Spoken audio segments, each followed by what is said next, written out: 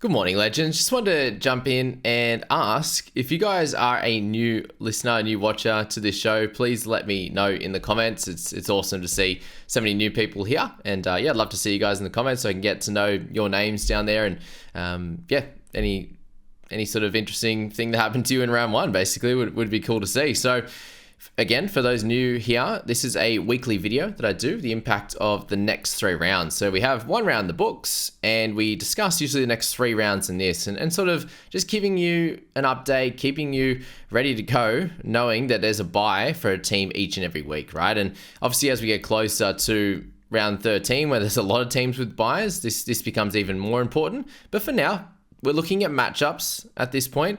We're looking at, if you are selecting between 2 players, are you going to go for the one that has a bye in around 5 or 6, around 4, something like that? Or do you go for the other option? So this is a video to help you with those type of answers, that's for sure. And to kick things off, guys, we now have the Tigers, who become very, very fantasy relevant, given they have their next bye in round 13, right? But then a massive gap after that. They are obviously one down and 2 to go, right? Compared to everyone else who have their 3 remaining. They become much more relevant than they were in round 1. So I'm going to be very annoyed if Mr. Galvin gets his spot in round 2 in the halfback position. It sounds like Caesar might be dealing with a groin issue, but I do think either way he was going to be the 14. This seems that way anyway, if he's going to be next in line for that 7 role. But guys like him become a bit more relevant. Alex Seyfarth becomes a bit more relevant. We've got the Isaiah Papali'is, the John Batemans. These types of players definitely come into contention for our teams now as well. And we'll notice here that the cash cows didn't really perform, so a lot of break evens aren't very high, aren't very low, that's for sure. And Ben Trebojevic is our lowest at -4, and there's no one even close to him, because anyone that scored well, I should say, was like a mid-range and above. So maybe we do get a cash cow or something from the Tigers, or a mid-ranger in an Alex Seyfarth if he gets named this afternoon. And this video is a good one to do, just basing it off the teams rather than players, because we do have team lists coming out this afternoon. Also, guys, if you have a question for me around certain trades and certain players, I won't be able to reply to you until minimum at least after team list, because we don't know anything, guys, and it feels like a little bit of a waste going through your potential trades before we find out with team lists, because a lot of things are going to change in our teams each and every week based on those team lists. So please wait until after team list to mention anything in the comments. Other guys will help you out as well down there if I don't see it, but I'll at least be able to scroll and see them. And that's that. So Tigers definitely become more of an option, obviously, with just that one bye in 13. They play each and every bye round after that, and they have an okay little run here. They've got Raiders, Cowboys, Eels, Dolphins, Dragons, before they come up against Panthers and Broncos. So if you do want to go for any Tigers, then sort of round 2 would be a good one. You get 5 really solid rounds out of them before a couple of tough ones there, but getting back into the Dogs, Knights, Dolphins following that. So that's the Tigs on that one. For the Titans, guys, they obviously have the bye this week. So if you're holding any Titans, they can be used as a looper. If you do want to trade the Titans that you didn't think were very good, like the Keanu Keeneys or something like that, then that's fine too. But I would suggest using him as a looper, given you have probably, if it's just him, like myself, 20 other players in your team that are scoring. And I really think that looping player is super important in for this week. And you can make your decisions in the next few weeks' time on Keeney if he does lose his spot. And at 280 or whatever it is, it's not going to be destroying your side because he's that cheap. So that's that with the Titans. Obviously, post their round 2 bye next week, we're going to be clearly looking at a few of these guys because they have a really good run as well, all the way till round 13, and then a good gap till 17, and they're done from there. So that's the Titans. A little bit of an awkward team, but that's that. Dolphins, just be aware, guys, we may get like a Ewan Aitken this week, but a bye in round 3 for them, it does hurt a little bit, for sure. I do think he'll score really well. Apparently he got 83 or 86 fantasy points with a try in Cup for them. Someone popped up, so yeah, he's just a very impressive player in the back row. And he played there as well in Cups, which means that he should be likely coming into this side with an 80-minute role. And should score well. outside of this bye in round 3, you got the Dragons, Titans, Tigers, which means that he could potentially get some attacking stats as well. So if you go on him this week, if you wait until round 4, I think both are really cool. But same with all of the Dolphins options. I think anyone outside of Aiken, who we know that is, well above, he scores well above his center average in the back row. There's not too many guys I'd look to push to you to get now, and I think we can wait until the round 4 chat to make decisions on those guys.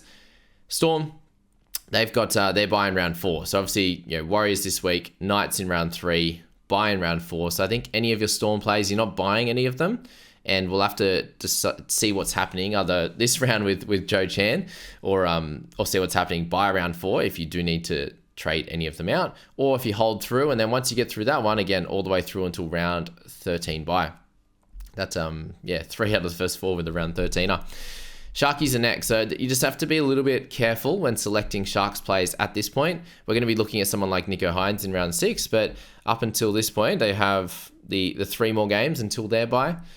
So if you're looking at them, they need to be sort of a must-have moneymaker, I think. If you go, or like a cheap guy's going to be fine, given they have, they're not going to cause you any issues in round 5. You can use them as a looper.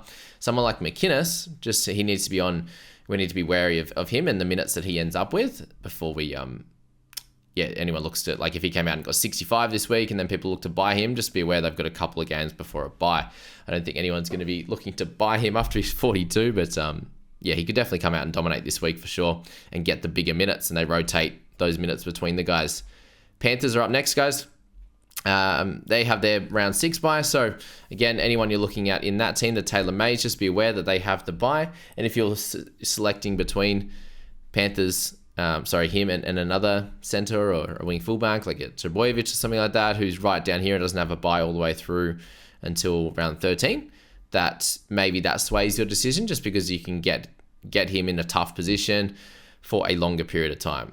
So that's where you're looking at with the Panthers. But their next 3 are Eels, Broncos, Roosters. Fairly tough at that with Eagles in round 5. Bunnies, guys, they had their Eagles loss. They have Broncos, Roosters, Dogs. So, 2 tougher games in amongst a slightly easier game in the Dogs at home. So, none of these guys, unless it's like a Latrell, that you really need to push for given the break-evens. Outside of that, of Latrell, it's not really a relevant team, I don't think, at this point with the Bunnies. Dogs have Sharks, Titans, Rabbitohs. I think that, this game for the Sharkies will be just as hard for them as that Eels one, unless they sort things out and the injuries aren't there. That would be helpful, obviously. Titans will be a little bit easier, obviously. So if you do have any of these assets in the Dogs, with then the Bunnies in the next one. So I think it's a solid run without being crazy hard for them. Eels, they have Panthers, Eagles, and Tigers. So a very, very split 3, that's for sure. And any assets in them, sounds like Mitch Moses is okay, guys, so look to hold him.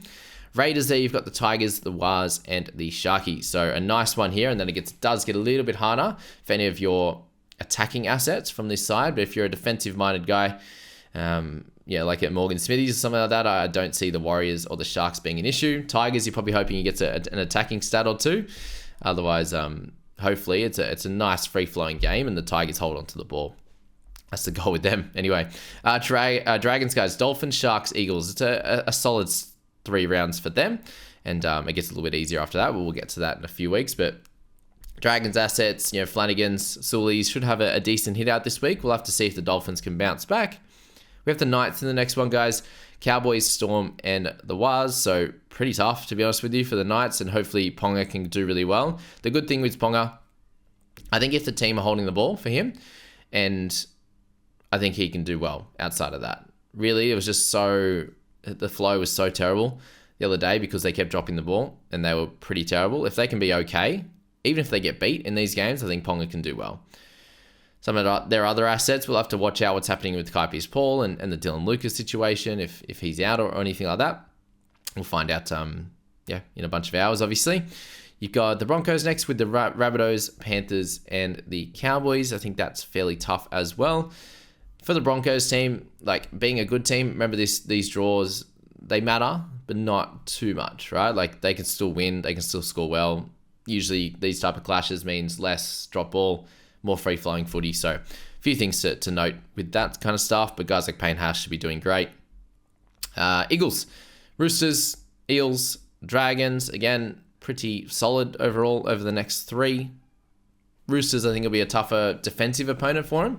So guys like Tommy, and if I can't get to Tommy this week, I'm hoping that this is the week that he can't do well. But they have a pretty tough 5 run because it's those 3, then Panthers and Warriors after that. But they did look great, and I'm very interested to see them back in Australia up against another good team that the Rabbitohs were. But I think defensively they weren't too crash hot. Roosters will be better than that. They had a couple out too, and they were still really good defensively. The Warriors have Storm, Raiders, and Knights. So just get through this tough one, and then it does open up a little bit for them, given that Storm are probably close to one of the best teams. Sharks end up beating them, so hopefully the Warriors can come out and perform a little bit better than what they did from minute 20 through to minute 80 in their last game. Assets in there, obviously the Tohu Harrises and these types of guys, which we'll get into in our buy, hold, risk it, sell with Scoop. I'm also going to do a short version of that, guys. So a big long version for a lot of Scoop's thoughts, and obviously our back and forth and our deeper analysis, and then a short video for the guys that don't have enough time through the week to consume everything, and they might just be a bit more of a casual fan, which is awesome. Thank you for being here. But I'll pop out like a 5-minute version or something like that, which will have all the buys, the risk it plays. So the guys that could go boom, could go bust, and then the holds and also the sells. So I'll do that as well. You'll see the full allotment of videos for this week, for each and every week. It's going to be pretty fun. Roosters, Eagles. They have the Eagles, they have the Bunnies, and they have the Panthers. So pretty tough for them. Good for middle forwards, I think. Outside backs, I think Teddy can still do fine. Manu can still do fine. We saw them against a good team. All score well still. So I don't think it changes too much for the top tier players. It's just if the Roosters are winning or not. If they're winning, they'll be fine. If they're not, they're in a little bit of trouble. Cowboys. So some assets from them could be cool because they have the Knights, who were very, very poor on the weekend, into the Tigers. So we'll see how the Tigers go. But if the trials say much, Lockie Galvin was their best player.